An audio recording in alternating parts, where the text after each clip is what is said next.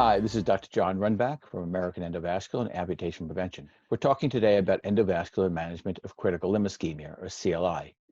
I think for the most part, minimally invasive endovascular management in proper hands, certainly experts like we believe ourselves to be, should replace surgical therapy as first-line approach for patients with critical limb ischemia, due to the fact that very often these patients have blockages in the small arteries due to diabetes, chronic kidney disease, hypertension, and poor cholesterol management.